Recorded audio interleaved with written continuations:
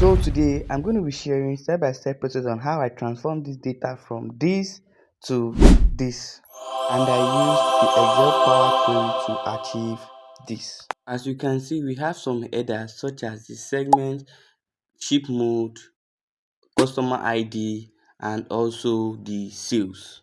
We will dive right into it.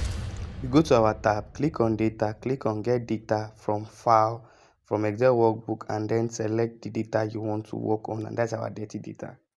Then we wait for it to load, and this is it. Boom, we select the dirty data.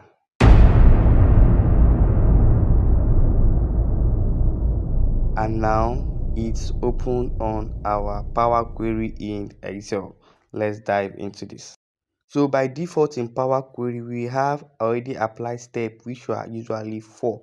And for us to work on this we actually need to cancel two steps because we don't want any of them to be the header. So we cancel the first, change type, and then the promote headers.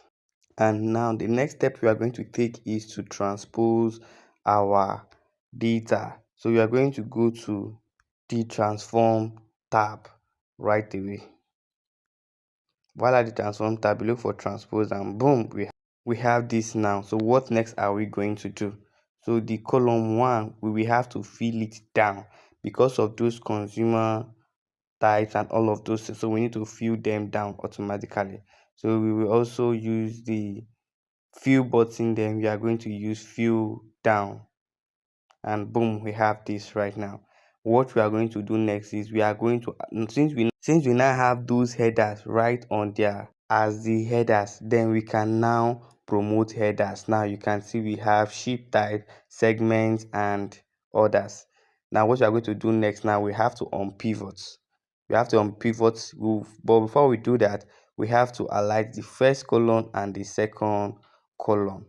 Before we unpivot other columns, and boom, we have our data set ready.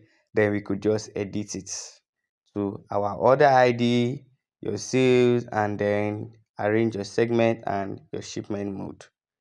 Thank you very much. If this tip was actually useful, let me know in the comment section. And if you have any other question you need to ask about this data or the process of this data, I will do well to explain more.